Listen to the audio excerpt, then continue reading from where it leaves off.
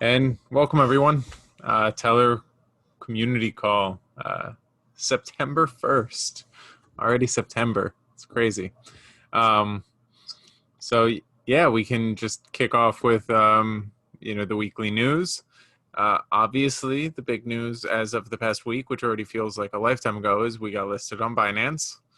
Uh, Congrats, everybody can pop. Yeah, big party. It was Yep. it's super exciting. I'm just really excited we never have to answer when Binance again. Um, we I'm can, gonna miss it. yeah. Um, so it's a good thing. Obviously, it's brought a lot of new people and a lot of new interest into the coin. Obviously, like right after Binance listed us, like OKX listed us, and literally every other exchange under the sun. I think like literally Coinbase is like one of the few that hasn't yet. Um, but it's whatever. Now we have something that we can all look forward to, um, exchange wise. But yeah, it was really exciting. The price obviously went. We had another great week. So 2 weeks ago we doubled in price, and then this past weekend we sort of did it again. Um, it makes things really exciting. Obviously, you want to sort of hold it for a while. We've spoken before. Try not to get too attached to a certain price. We're still a small team and we're slowly growing, but um, it's always exciting because if we can hold a $60+ price for a while, it just means that we can grow the team. We can grow what Tellor can do, and ultimately just make it a much better system. So hopefully we can do that. But we'll see where it goes. You know, Trying to make price predictions is always tough. As far as for the actual technical announcements, so V2, we've been kind of busily testing. We upgraded the Ring B contracts last Wednesday, I believe. Things have been going smoothly. So we've identified some issues with the miner that we're fixing. Everything should be good to go. Our current plan is to update it next Wednesday, but if we do find any issues, we can push it back a day or two. Like I said, the only thing that will really change is for the miners. For everyone else, you won't even notice a difference. So if we miss it by a day or two, it's not the end of the world. But that said, we're going to be shooting for next Wednesday, and hopefully we can do it. Still finishing up some tweaks on the miner, namely around. So now with the V2, each miner address is only allowed to submit once every 15 minutes, and we're just making sure that you don't waste things unnecessarily. You don't waste gas unnecessarily. A lot of gas races going on Rinkeby with a lot of the testers. Speaking of gas races, Ethereum is obviously gone bananas. Yeah, it is not a pretty sight for Ethereum gas prices at the moment. We, even the Tellor network. So some people have actually noticed Tellor miners stopped mining for a while this morning, and the reason is the gas prices are sort of unprecedented high. It's about these levels are seen usually only during times of extreme stress on the network or ICOs, and you're seeing them for prolonged periods of time. It's never happened before in Ethereum, and we sort of knew that gas prices would be high in Ethereum. We expected that a chain like Ethereum that is so limited in capacity would eventually fill up, and it would be mainly for higher value transactions. That's kind of always been our premise. That's why we focused on DeFi, because finance is one of the highest value transactions. And we built our system a lot better than some of the other oracles that say that they can update really, really fast. We built our system differently. We built it to handle this kind of thing. It still hurts. Uh, Even if you knew it was coming, and you sort of built it to withstand some of these things, and it won't necessarily break for a user. Users can tip above a certain threshold to make it worth it to the miners, but yeah, it's ugly, and it's not as much fun. especially whenever it costs a whole bunch of money to send a TRB or anything like that. So hopefully Ethereum can scale. If it stays like this for a long period of time, we're obviously looking at other chains and looking at where we can go. We're obviously always going to be on Ethereum, but even just if we see a big move over to another chain with a bunch of applications, and there's a business opportunity there, we'd love to sort of go over there. So definitely let us know what you guys are thinking. That said, that's kind of the big issue in the news as of today. Other news for Tellor that we announced over the past week. So we are hiring. We put up 3 positions on our website: a back-end developer, a front-end developer, and a business development person. Basically, that covers like everything you can possibly do in crypto. They're really sort of fluid positions. We're not super specific as far as what we want you to do. I mean, if we're looking for people mainly who we like working with and they like getting things done, they can work well in a remote setting, they can work well, they just make the overall Tellor product better. And if you can raise the level of Tellor in some way, we'd love to hire you. And those are the ultimate people we're looking for. Some people, you might not know a specific programming language or even be particularly knowledge in the industry that we're in, but if you're really hardworking and you know what good looks like, and can get it done, that's what we're looking for. So if that sounds like you or you know anybody, let us know. Obviously, if you're a Golang or a React developer, you can jump on board and help right away. Or if you know the crypto industry inside and out. But even if you don't, definitely it's one of those things. Anything else, guys, as far as announcements go? Or no. Cool. Yeah, it's been a busy past week, but luckily with all of the announcements, I just love, despite the fact that we got listed on literally every major exchange, you still have people yelling at us about our marketing strategy or different things. So it's always fun. You guys are sort of like insatiable when it comes to news. We can give you phenomenal news for one day, and then the next day you guys are instantly asking for more news. It's it's fun though. Keep it up. You guys are a great community, and we're definitely looking forward to sharing more news with you guys as we move forward. So Mike, would you like to kick off the questions, or are you frozen?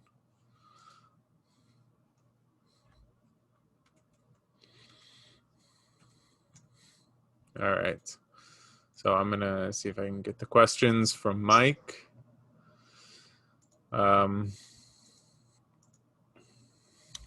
But I think we have some in the chat. So somebody just said, Brenda, can I get a thumbs up? I'm not the one frozen, am I? No, you're not the one frozen. Okay, cool. So somebody said dot ? So I don't know. I don't know too much about Polkadot, to be honest. It cut out, and so I had to log in on. Can anybody hear?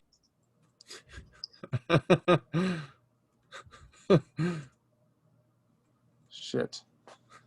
Anyway, Mike is, I think we might just have to boot Mike.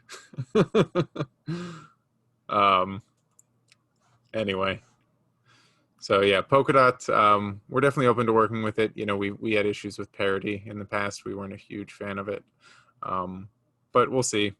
I think, we're definitely open to any chain. We really just want to work on finding the right chains that philosophically fit with what we're trying to do. So as far as finding some chains that actively, so we have like a really easy threshold for any chain to pass before we want to really can even consider them. So like, have you been live for a small amount of, like at least a small amount of time? And are you like at least theoretically decentralized? meaning like your team doesn't hold 50% of the tokens or something like that. Like if you can pass like those two questions, like, and that like basically takes out 90% of other chains. So yeah, like I think once we get past those two, it's you know, it becomes a much smaller set of potential chains we're considering. So okay, we have any other questions? So we have with TRB token being strong, seems like it would make sense to leverage for acquisitions. Link acquired Deco for privacies. Any business development thoughts on this? Is Tellor actively pursuing something similar? So do we want to acquire anyone? Brenda, you're muted, but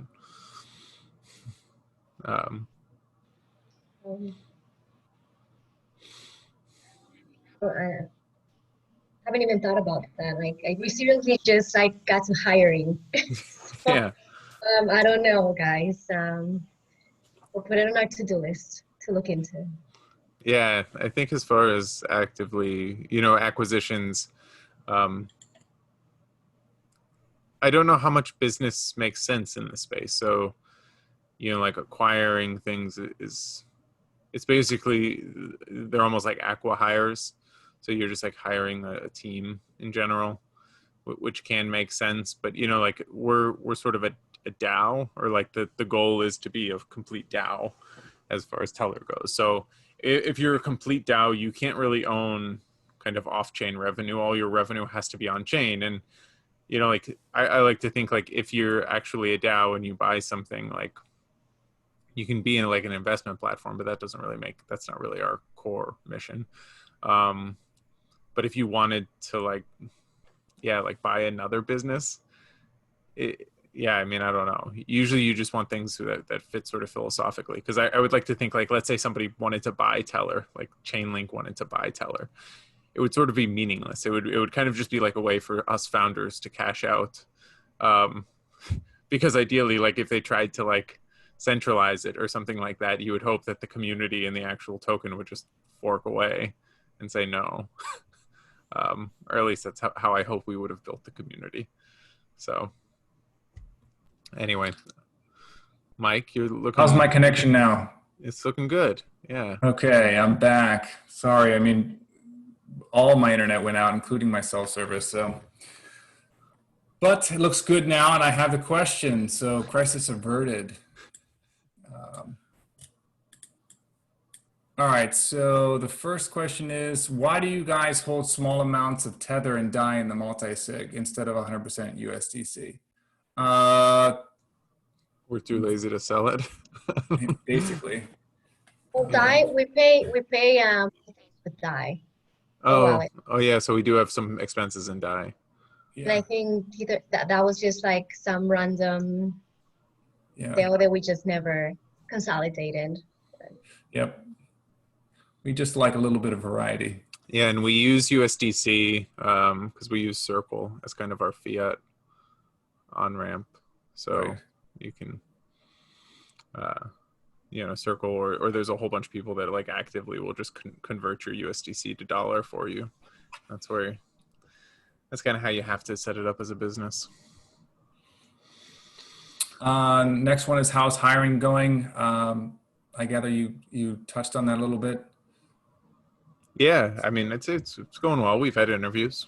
Yeah, a lot of good potential. Yep. It's busy though. Right after this call. It's a lot to do. Definitely, interviewing people is a pain. And we're not I wouldn't say we're in an immediate rush. You know, we'd rather just find the right person, and so we're going to be patient with it. Are you compensating hires with TRB or just fiat? We're doing mostly fiat, and I think it would depend on, we give options. I'd say if you want to be paid in TRB, you can. If you want to be paid in ETH, if you want to be paid in DAI, like it's kind of your preference. What are the big plans after V2? V3.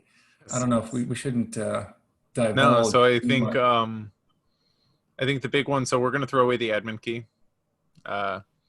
soon after V2 is, Yeah. we feel comfortable, probably like 2 weeks after or something. And then we do know some upgrades we want to make already. So we're going to be, we're going to work on lowering the stake amount for miners. I think that's going to be probably our first vote that we do. Once we decentralize, everyone will get to vote on whether or not we want to lower the stake amount for miners.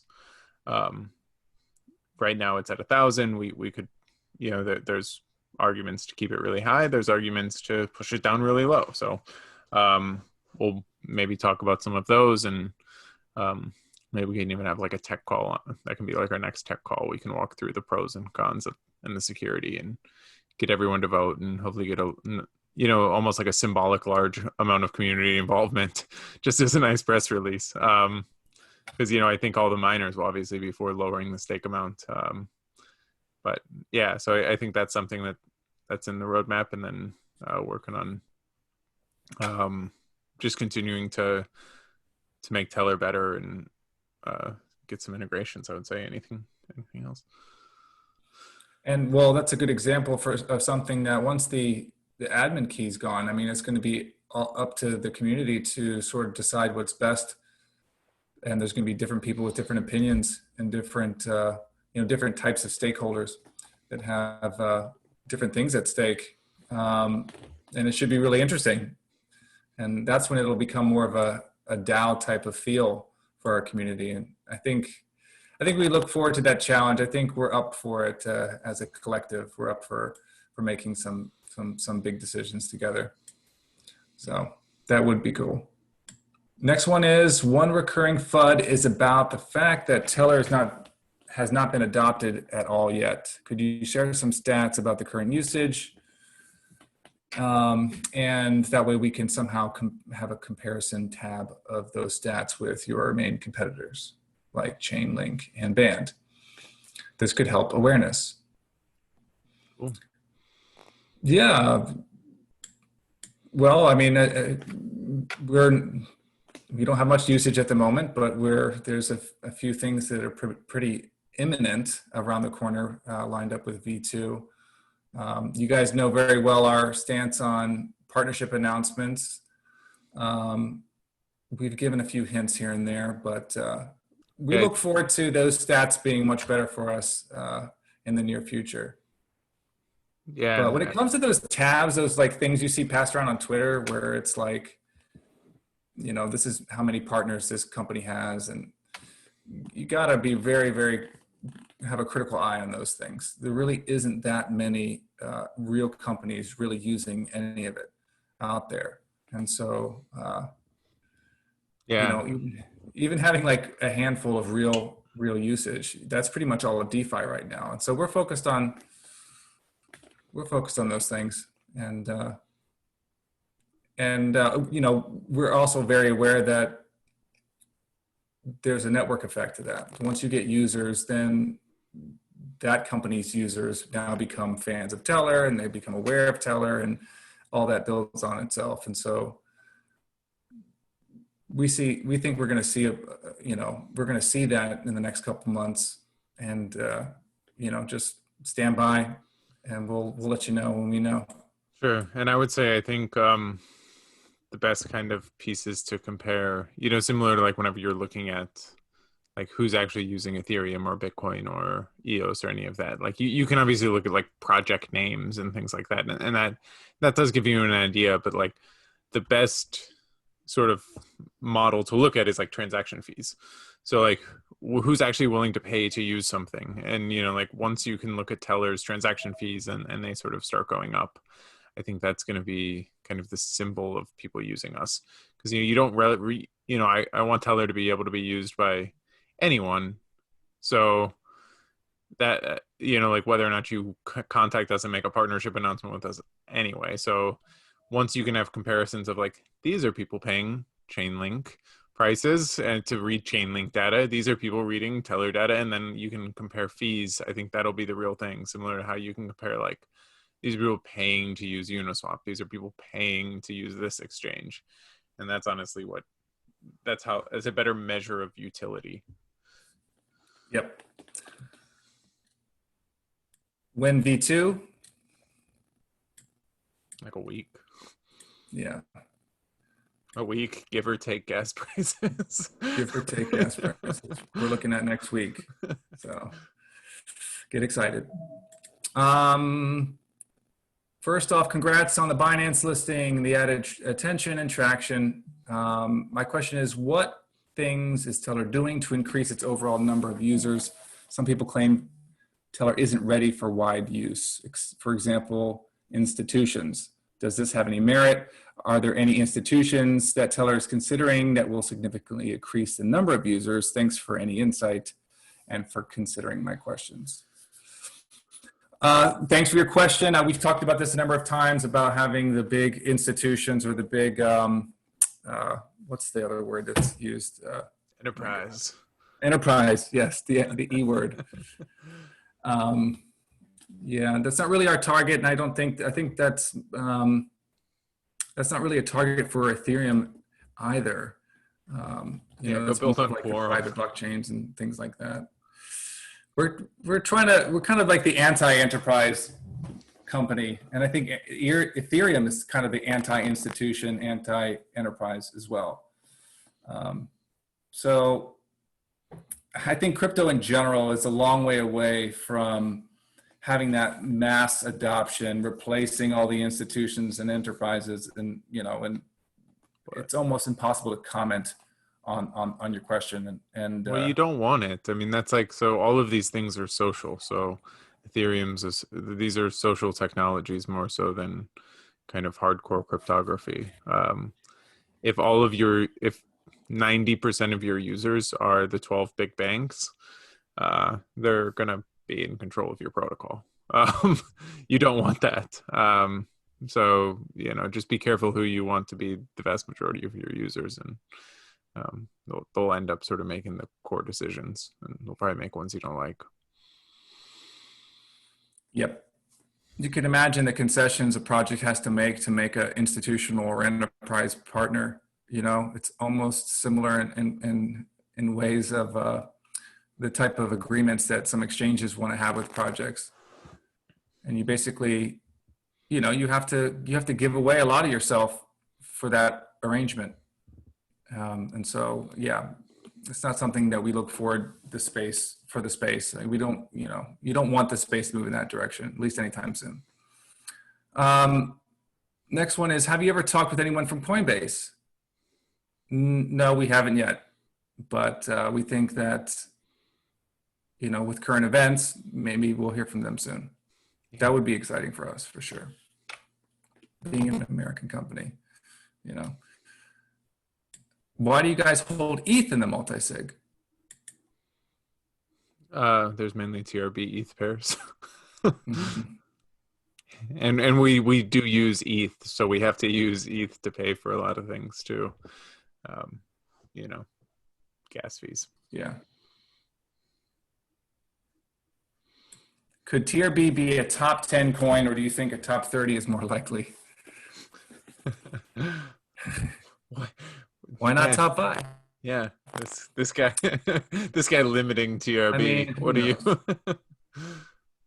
I mean, on one hand, I feel like if we shot up to something like top 10, it would be, you could say it would be crazy, and is TRB overvalued at that height and all that stuff. But then you look at a lot of the projects that are in the top 100, so we recently just capped, I think we hit maybe 103.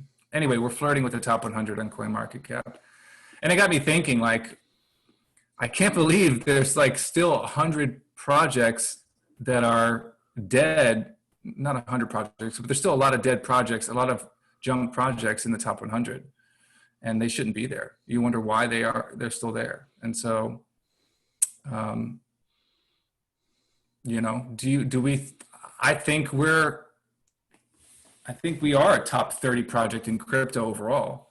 Whether that is, I don't think, I would rank us in terms of market cap up there, but maybe market cap should reflect the top quality projects.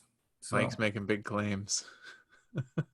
I mean, You don't agree? You don't? I think you agree as well. I mean, really, I couldn't even name 30 good projects. It'd be tough. Name 30. 30? Yeah, I mean, 30 would be but tough. yeah, but I mean, just because we don't know them doesn't mean, you know. That's true. But still, even the ones that we're not like familiar with, 30, I don't know. Anyway, Anyway, that's my story and I'm sticking to it. Is there a lot of anxiety in the crypto space? If yes, why? it's like a lot of anxiety in the world at the moment, isn't there? Yeah. I think all the anxiety in the crypto space is because people are trading and they're holding on to the volatility. And so there's a ton of anxiety around that. And I think that we feel that too. You know, even when the price goes up, you feel good. And then you also feel the anxiety of it being temporary, or, you know, it could all go away quickly.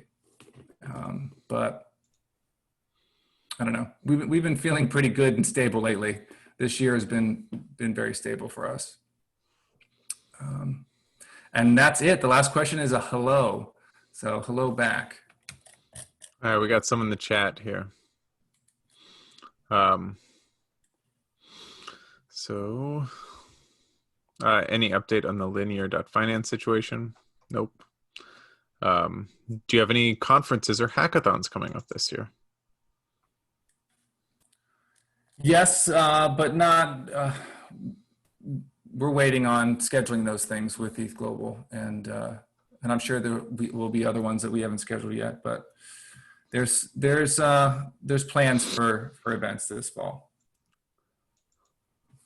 I would love to buy a T-shirt or some merch. When T-shirt, please. Mike, are we making plans? There's like a bunch of when T-shirts. Are we making plans to sell them? Like, what's the deal on getting a T-shirt for people if they actually want to know?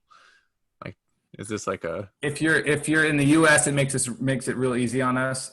Sending across the pond is going to be really slow and expensive, and you better do something really good for us. Yeah, exactly. And it'll just take forever to get there because it's going to sit in customs forever. You might get it in like 2 months. But we've actually been talking about getting a merch store up and talking with people that sort of do that sort of thing, and that could sort of yeah, if anybody's interested in running a Tellor merch store, you have our blessings. So yeah. So yeah, we're looking into that. All right. Somebody said, did you guys contact Binance or did they contact you? So this is an easy one since we're actually a Binance Labs company. We sort of know a lot of people there. So we have a lot of mentors there. So we talk to them, like monthly or bi-monthly, pretty regularly. Sometimes about listing stuff, but just in general, they give us a lot of good advice. Smart people there.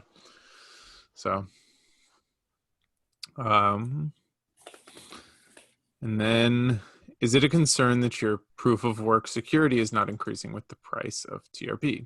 Shouldn't it work that way? As TRB increases, mining hash power should make it more difficult to attack the Oracle network. Good question. So the proof of work security piece is almost twofold. So obviously the rewards are increasing.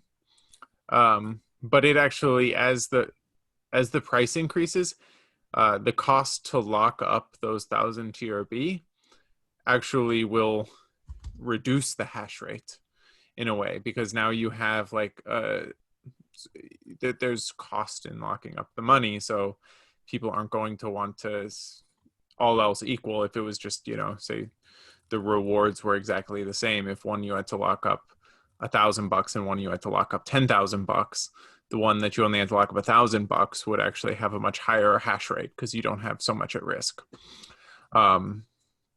So it's actually interesting to see kind of the game theory there and how you balance out what's the cost of actually locking up the TRB.